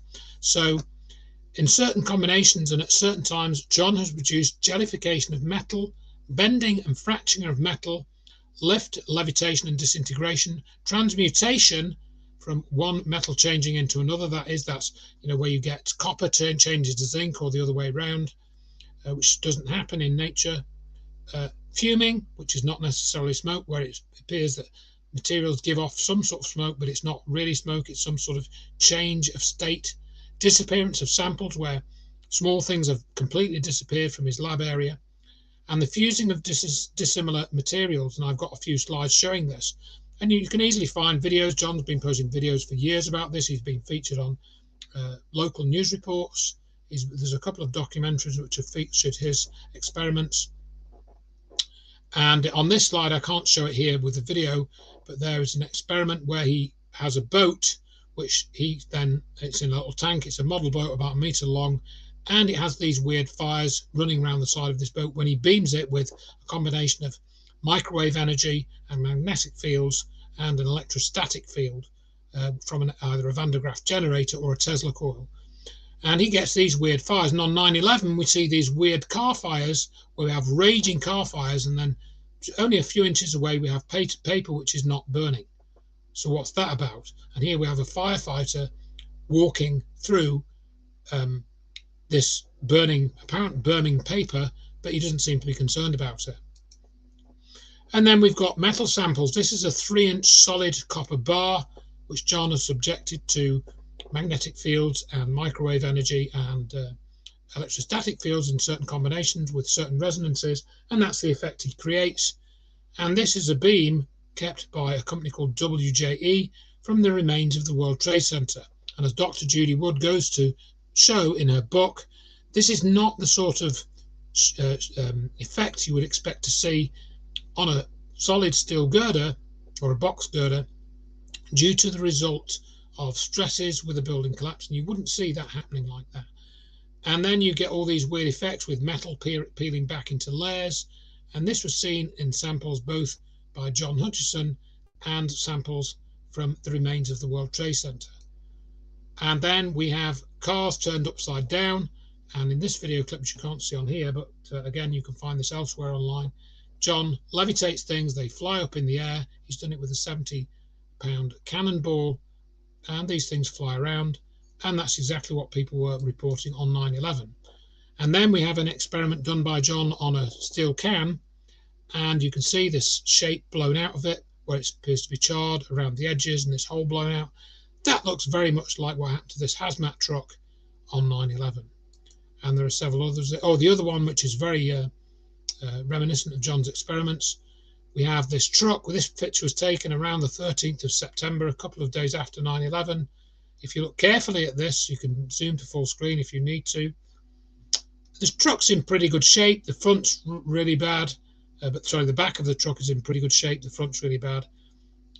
Very rusty, and steel doesn't usually rust that quickly. It doesn't usually rust that quickly in the presence of air only.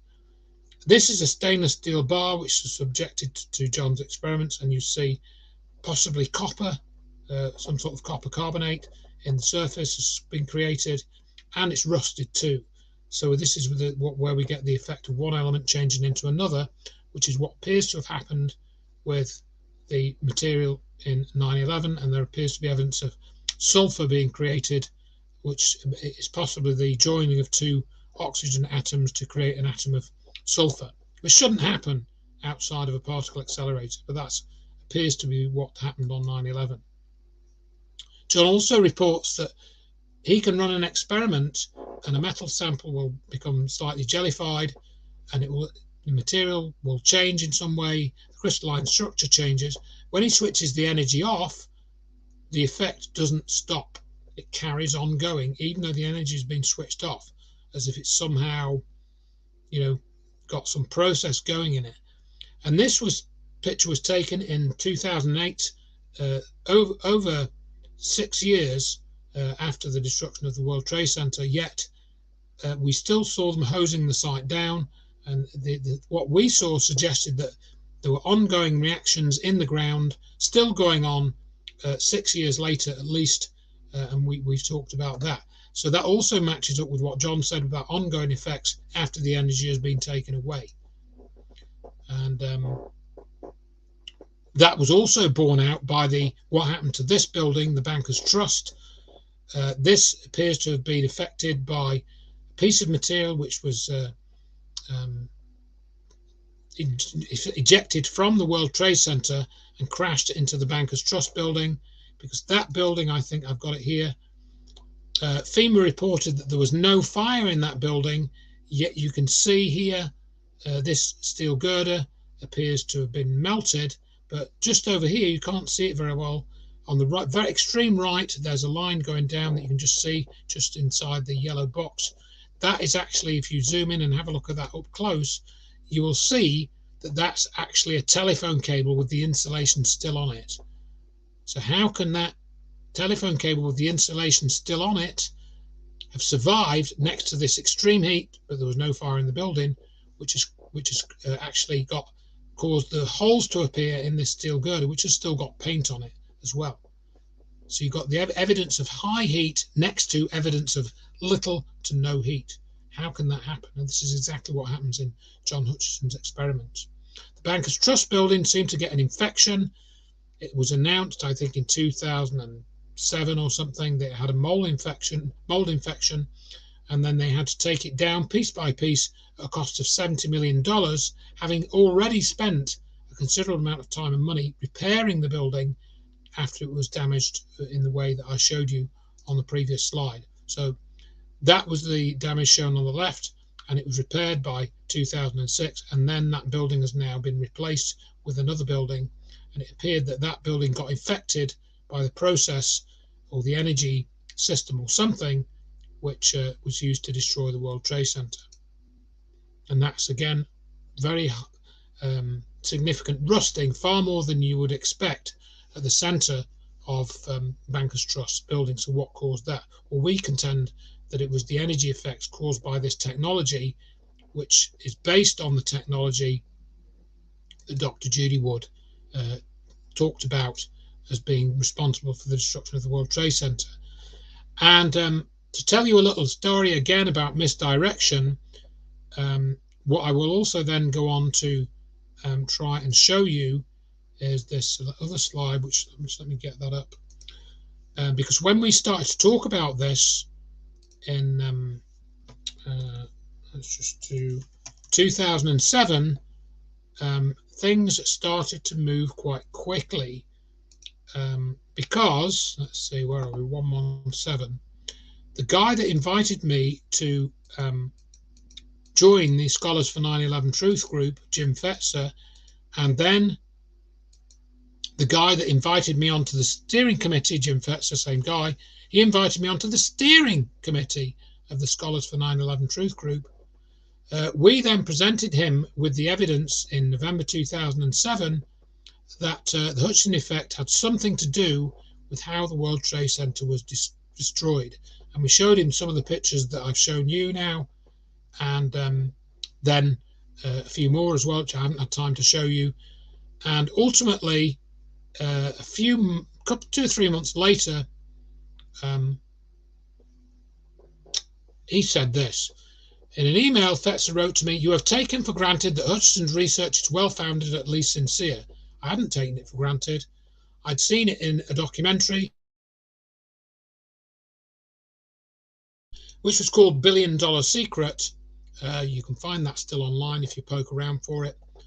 And I'd known of that since 1998 or 1999. I think it was 99 actually. And I'd read a book by Albert Budden which talked about Hutchinson's research as well. So I knew about it before this came up in our discussion with Dr. Judy. So I was able to say, yeah, I think there's something to this, you know. So that information was presented by Dr. Wood to Fetzer, who was allegedly wanting to promote Dr. Judy Wood's research. And then he said in response to that in a group email, "Just between us, if Judy were to back off her relations with Hutchinson, whom I consider to be a fraud, I think her standing can be salvaged. Whether she is willing to do that, I have no idea, but this is certainly an option that is available to her. We all make mistakes and have misplaced enthusiasm, but my opinion is that the absence of physical explanations of the kind I asked him at the time on air is most unlikely to contribute to our or her success." So what he was saying is he wanted to say that Hutchinson was a fraud, but he didn't really say why, just because Hutchinson hadn't satisfied his claims of not being a fraud. But I've shown you the evidence which clearly indicates a similarity between the effects that were seen in the World Trade Center and the witness accounts that were given and what Hutchinson was doing. And then he's said that he's not going to challenge the evidence. He's going to go after Dr. Judy Wood and say that she is a terrible woman, that she doesn't know any science. And that's exactly what he did.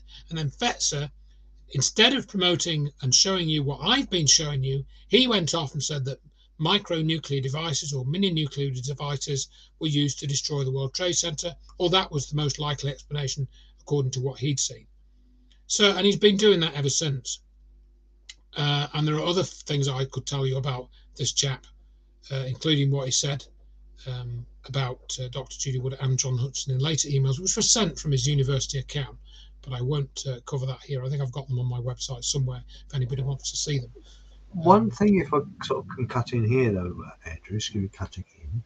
I hope I haven't cut across you, but the thing that I've noticed is that the establishment always like to start organisations because, as Lenin said, the best way of controlling the opposition is to run it ourselves, and individuals are the most dangerous. And that's why they try and go for individuals. And going back to what we was talking about at the beginning of the show about Richard D. Hall, he's an individual. He cannot be infiltrated as an individual. And this is the thing, and I've noticed with 9/11, loads and loads of groups started up. Who's behind those groups? Because what I've learned is that it's best to be an individual. And if you feel, all right, we're social animals, it's nice to talk to people that are on a similar wavelength. So if you go along to a group, stay on the edge. Do not get that involved. Just stay on the perimeter and be yourself and be an individual. Because, I'm not saying that the average sort of groups and things like that have been infiltrated, but what I'm saying is that with controversial subjects, groups that are formed, because from the moment we go to school, we are conditioned to be part of a group. They put you into a category. And that's another thing that I noticed about controlled opposition. They like categorizing people, putting you into a category.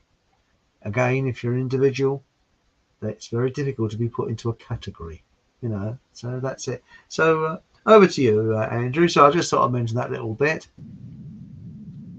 Yeah, that's the case. And, I think for myself, I was invited into this group. I was invited onto the steering committee, but I was actually flattered in one sense, but I was also slightly suspicious because I didn't really have any academic credentials. So I was thinking, well, why are they inviting me into this group when I don't really have any academic credentials? And then Fetzer tried to sort of suck up to me, and I thought there's something going on here, So I did join the group, but in doing that I learned something. So I think yes, you can join groups, but you've got to be aware that these groups are formed for a reason, particularly things like foundations and institutes, and all this sort of thing. And some of them are indeed, maybe even, most of them are funded by the people that are trying to keep the cover-ups going. The best, as you said, the best way to control the opposition is for them to lead it ourselves. And that's what this group was like. And indeed, I think somebody pointed this out to me. I'll see if I can find the slide again. This will be very familiar to some people. Let me just see if I can find it in my other one. And it's basically Lenin that said it. Actually, Lenin, because he was master of controlling the opposition. Right. So let me just go to. Okay, yes. So I'll go to slide 99. I think it is here. So a few slides back, and people will probably be wise to this. At the time, I wasn't really wise to this. If you look at the logo for the Scholars for 9/11 Truth group that Jones and Fetzer formed, it's got a torch in it, and the torch is a Masonic symbol. And then going, I think, later to what Jones broke off, he broke off and formed his own group for Scholars for 9/11 Truth and Justice. And as you'll see, if I quickly go through these slides, there you are. He formed that group later, I think in 2008 or something. And you see the use of the torch symbol, and so some of these symbols are very significant, and they're used to signal to other groups that, yes, the Masons or whoever are in control of this group. So watch out for that. If you want to join this group and work on behalf of the Masons, then that means you've got to promote this alternative narrative, which still isn't true. It's just a different narrative to the mainstream one, but that's the one we're promoting, and we're going to put our symbol on this so that that we're behind this promotion.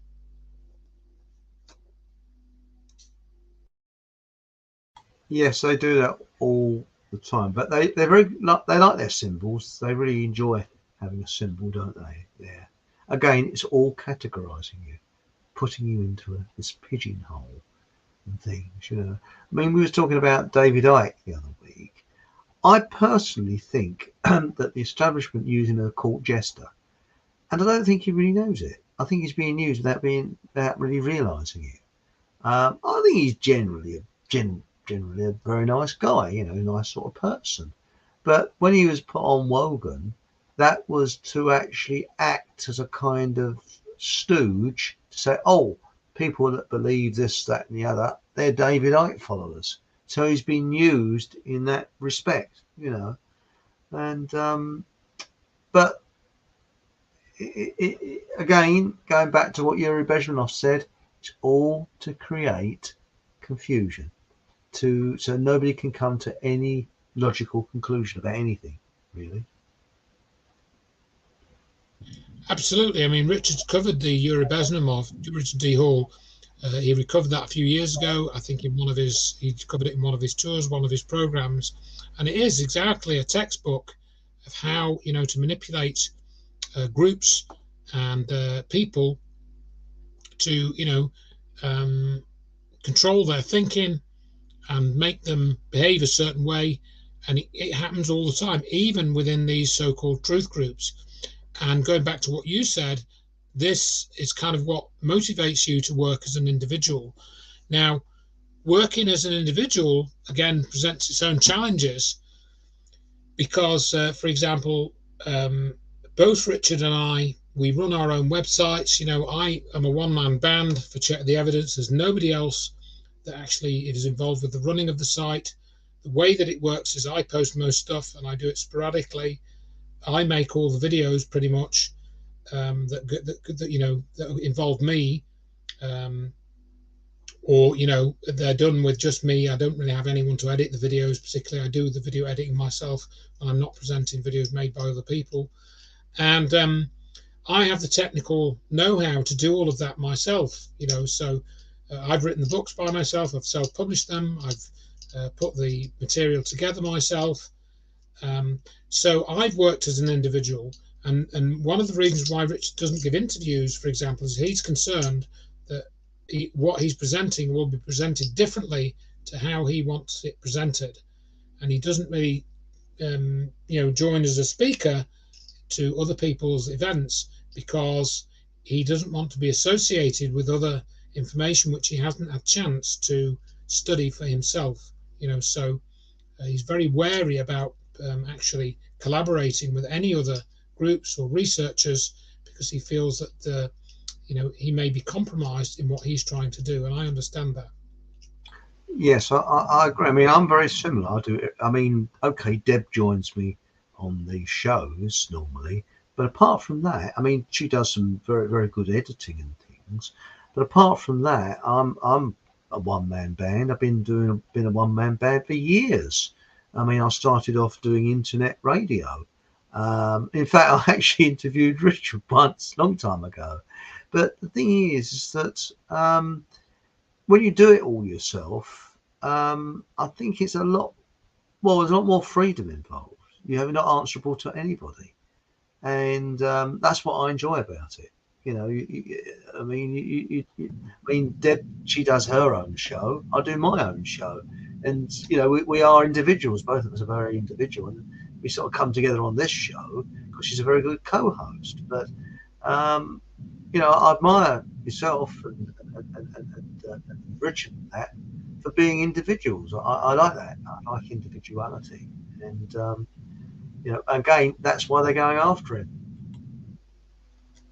That's right. And, you know, people, you know, do often write to me and say, oh, can you tell Richard to do this or suggest that Richard does that? And I say, well, you know, I can, but, you know, it's just as easy for you to write to him as me, you know, and we only collaborate when we feel that we've got something to say. And he does, you know, like people ask me about the Manchester research and stuff. I have had really very little to no involvement in that. And as I point out, he did send me the film, I think, once he'd made it and asked me to review it. And I sent back a few comments. I think I sent something like, oh, the music's a bit loud in that bit or something like that. I can't remember. So, you know, my comments about his Manchester research have been very minimal, yet people, I think, that were joined at the hip sometimes. You know, I know we've done a lot of videos together, but I don't have any input into his website, really, other than when he says to me, Andrew, can you come and do a video? And I'll say, yeah, you know. So other than that, I very rarely, I think I've only once in the 10, 11, 12 years that we've known each other said to him, oh, Richard, why don't you cover this? You know, and it's really been a case of me perhaps showing him something, and then he's decided to make a program about it or not, so I leave that entirely up to him, and I find that works best. The other thing which we've talked about is that, and I had another talk with somebody this afternoon about this, is creating an expectation in your audience, in that if you have a subscription base and that involves money, then you create the expectation that if somebody gives you money, you're going to produce some content regularly or something like that.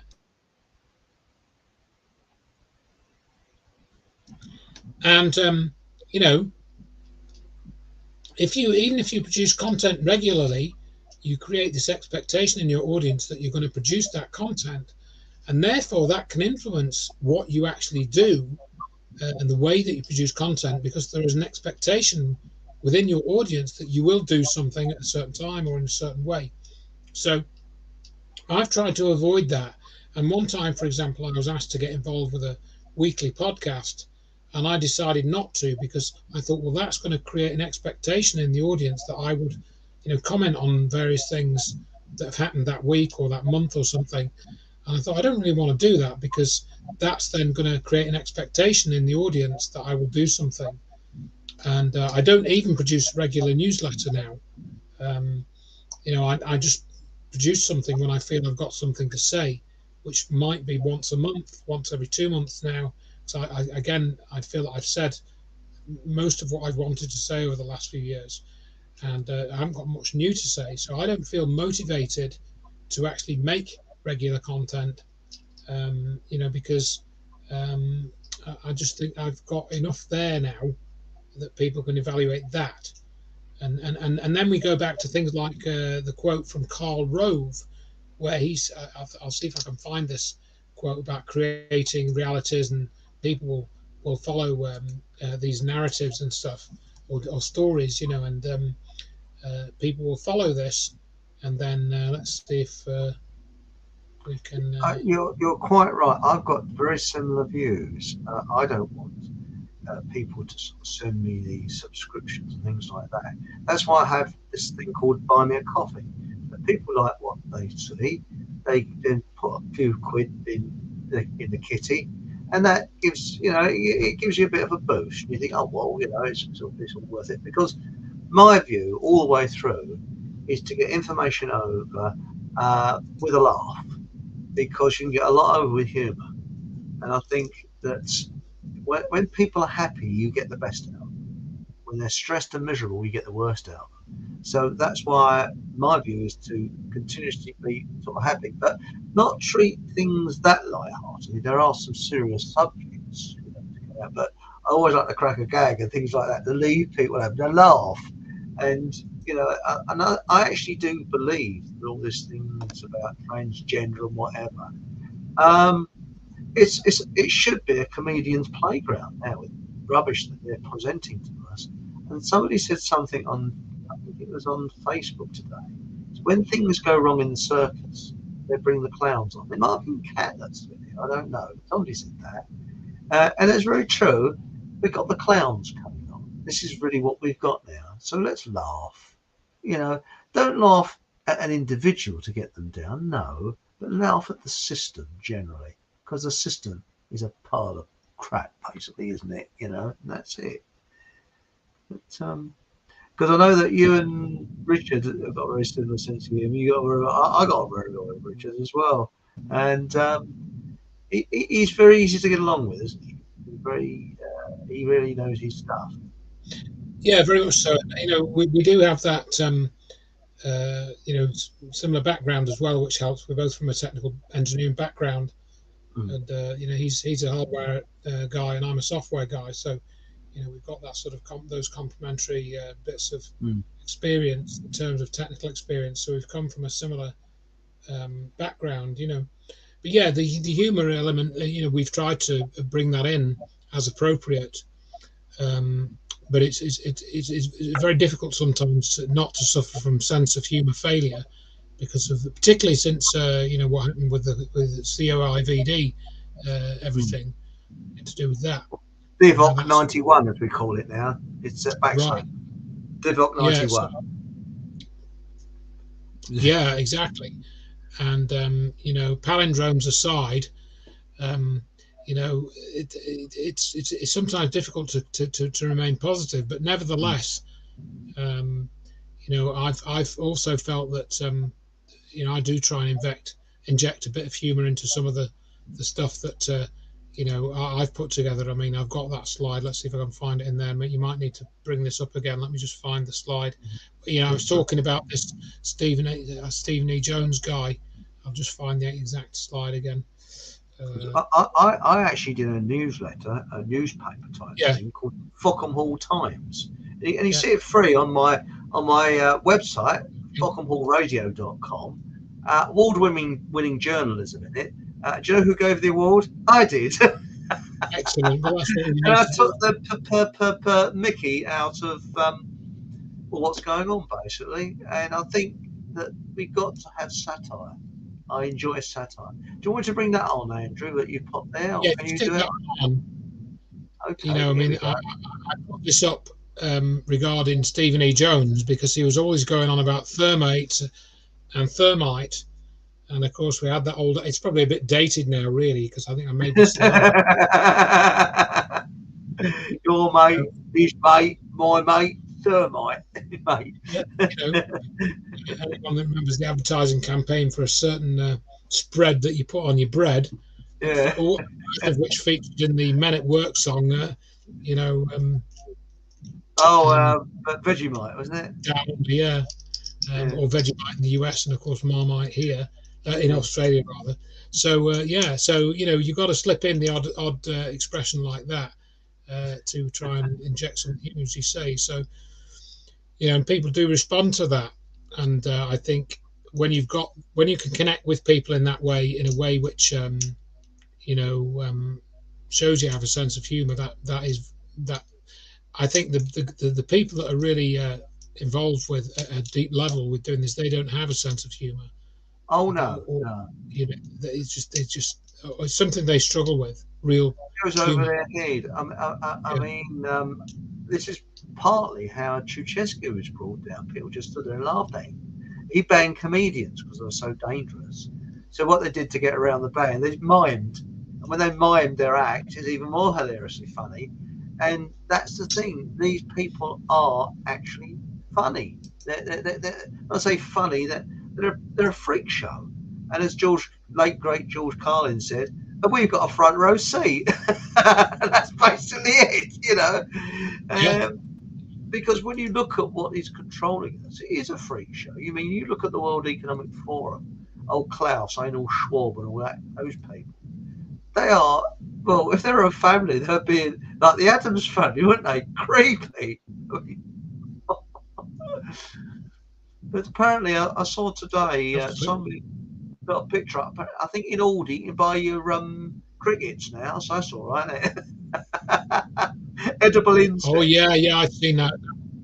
Yeah. It's very weird, isn't it? How they're now trying to push all these new protein sources and whatnot. It's just crazy stuff, And there was another video which was somebody posted fairly recently. It's actually a CGI video about set in the world where the COVID, the Divok 91 succeeded, and people ended up in these isolation camps and stuff. Yeah, and they talked about, they showed this sort of story where this guy was banged up, and along with everyone else just about, and it was very well done, and they showed a segment of where the guy was forced to eat crickets as part of his diet, and stuff. So it was quite well researched and stuff, that they would put all this together. So yeah, I mean, it does seem. Well, insects, I believe I think it's called chitting, or it could be shitting. I don't know. Oh, okay. I think it's chitting, and it's very carcinogenic, apparently. So, I didn't know carcinogenic, but chitin is the material from which insect bodies are made. Chitin, it's called CHITN. Oh, But I sorry. hadn't heard about the carcinogen, and that might come from the way it's processed, possibly, rather from the material itself. Because I mean, there are tribes in Africa which do make. I mean, I saw one video years ago where this tribe in Africa, or maybe not even a tribe, the town where they have these flies, and they're just in their millions, and they come out of whatever tree it is or something, and they just put them into a paste, and they eat it. And it sounds revolting to us, but that's what they do. It's a free, easy food source for them. Look at the witch dig rub. I mean, I need a Right. lot. I need to be very hungry to eat that. Mm. But I think that when you think about it, I think insects are only part of their diet, not their whole diet, because they're going to put insects in flour and lots of things if you're not careful. Mm. Pizzas and junk food generally. And this is what I try and do. I try and avoid those nasty things like that, but it's very, very difficult because I like the word flavouring. That can cover 1,001 things, can't it? Flavouring, what is it? But I try and avoid most of the nasty e-nuts. But I mean, they've been using beetles, haven't they, in food for a long time, certain colourings and things like that. So, yeah, so anyway, I won't be eating it. Well, I say I won't be eating it. I'll try and avoid it, but I might be eating it without actually knowing it.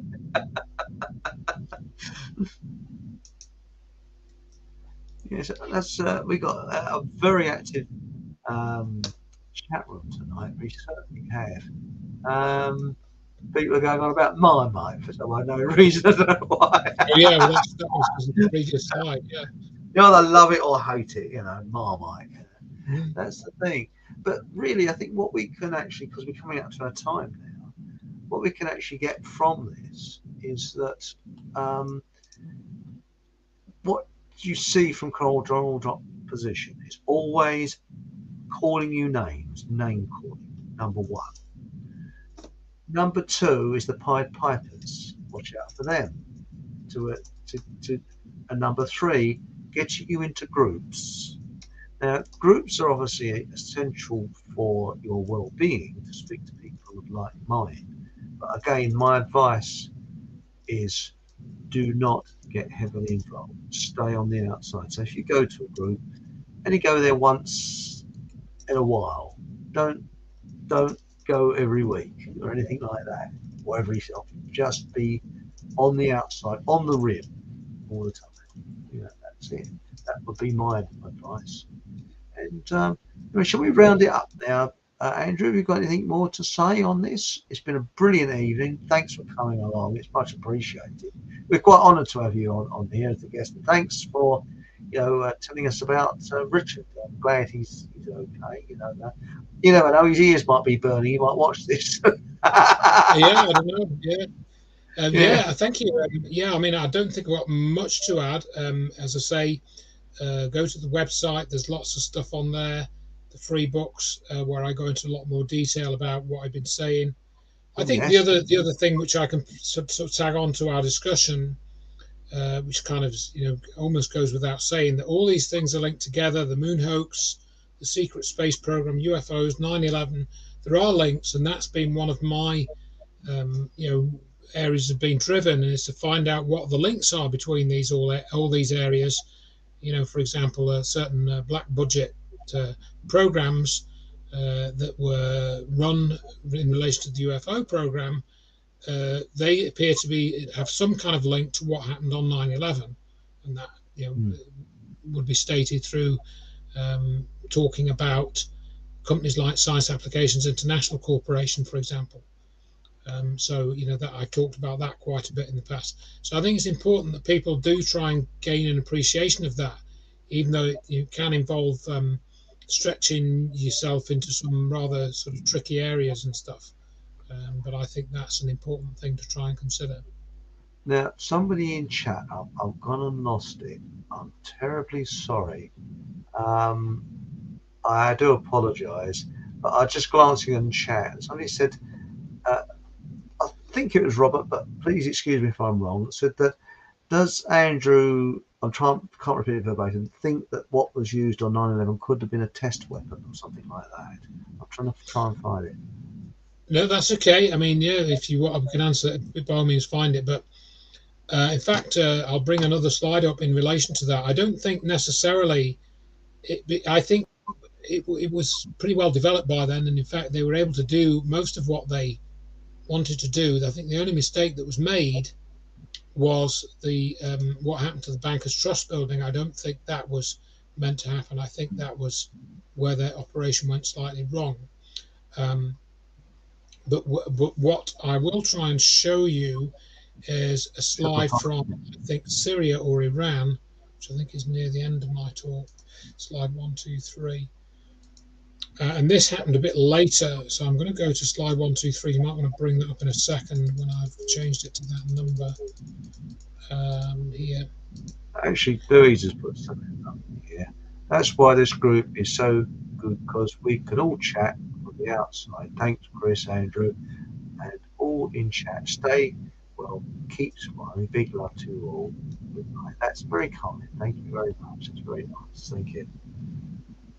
But we do get some really nice. I'm really quite proud of the people in chat. I think we've got a really nice chat room, really nice people in there. I really am. I'm very proud of them. Incredible, you know. I think we're lucky to have such nice people in chat, haven't we? You know, yeah. Grovel. I'm trying to find. You know, I'm going to find this when we log off. I know I will. I do apologise, but I think we've answered that one. Now I've got to find the outro. You was going to bring something up, wasn't you, Andrew? Well, it was just really to answer that question about the test weapon. If you bring up the slide that's there before you run your outro, sorry, we can yes, okay, chat about that very briefly. That's it. So this was a building site. I think it was either Syria or where was it? Satellite images. I think it was somewhere in Syria, and then this building just disappeared overnight, or over a period of about 2 days. So that we thought might be another use of the weapon to take out a building. I'll just see if I can find that image. Do you think that there could be a link with that weapon with the crop circles? Because I do believe yes, that's in Dr. Judy Wood's book as well. Yeah. Oh, I go into that quite. Oh yeah. So again, people should read the books because there's a lot more stuff in there, and it's all free. So what's your excuse, kind of thing, you know? Would you like? Would you like to come back and speak about UFOs? That would be an interesting show. Yeah, I mean, I can go through another PowerPoint, or we can do what we've done tonight, sort of jump off into other. Brilliant. Back to various sites. Yeah, we can do that another time. Yeah, I've got a whole 3-hour talk on that. Yeah. I think it's hyped up by governments, and it's hyped up for an agenda, for a political reason. I really do, and because I do believe that crop circles have been around since they were noted in the Middle Ages in Hertfordshire, the county that I live in. But again, the government are using it to hype it up, because you never hear anything about crop circles now. I haven't heard anything about crop circles for the last 3 years, have you? Right, it's true. It's gone very quiet on it. Why? It's indeed good question. But they're still appearing.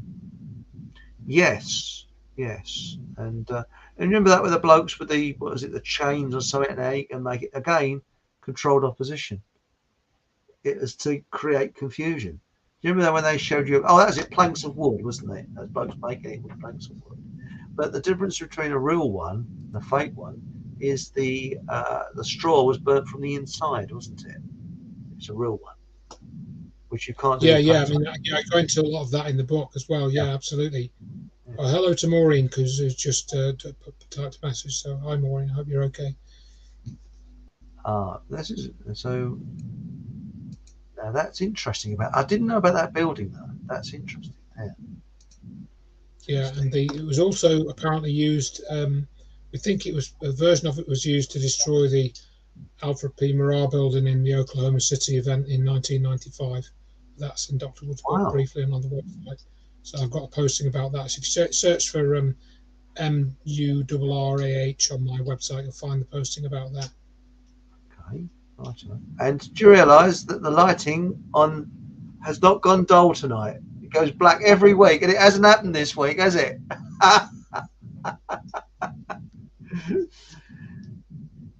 Anyway, right. Shall we round this up now? Round this off now, Andrew. Are you finished with it? Shall I take this down this slide? Oh, there we go. Oh, yeah, yeah. Right. Well, thank you for joining us. And I've got the outro lined out here, Deb's outro. Okay. And stay online, by the way, but we finish. And Okay. thank you so much Thank you. for everybody that's made the show what it is. And remember to, I think Robert's told me I'm up to 1,000 subscribers. Yay! We've got 1,000 subscribers. Remember to put the thumbs up and subscribe. It's free of charge, so it doesn't cost you anything. And whatever happens, have a bloody good laugh. Because was it laughter is the finest medicine unless you've got diarrhea. So there we go. So stay tuned. So same time, same place next week, and good night.